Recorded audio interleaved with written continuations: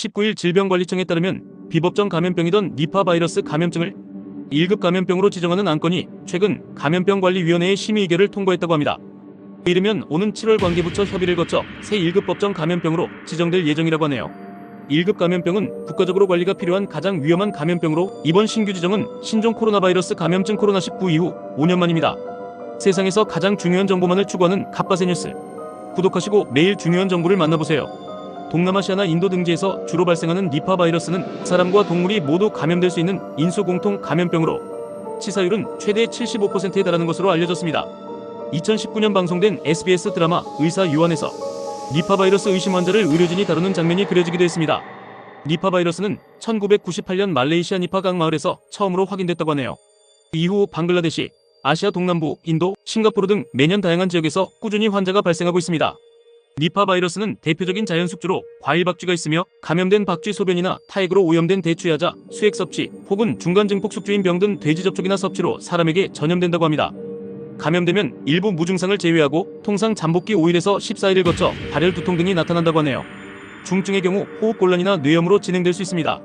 치명률은 40%에서 75% 정도로 매우 높습니다.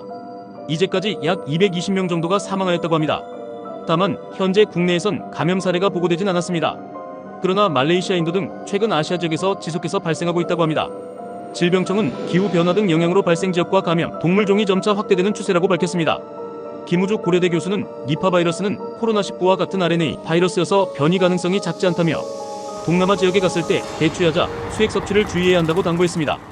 니파 바이러스가 넥스트 팬데믹 세계적 유행병을 일으킬 가능성은 낮은 것으로 평가됩니다.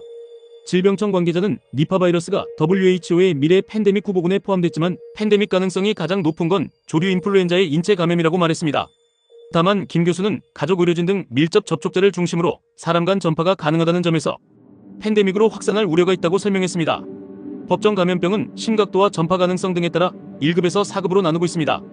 이 가운데 1급 감염병은 생물테러 감염병 또는 치명률이 높거나 집단 발생 우려가 큰 감염병 등 17종으로 구성됩니다. 에볼라 바이러스, 패스트, 중증급성 호흡기증후군 사스, 중동호흡기증후군 메르스 등이 대표적이죠. 여기에 니파 바이러스 감염증이 더해지면 1급 감염병은 총 18종으로 늘어납니다. 코로나19는 2020년 1월 1급으로 지정됐다가 2022년 4월 2급, 2023년 8월 4급으로 단계적으로 하향 조정됐습니다.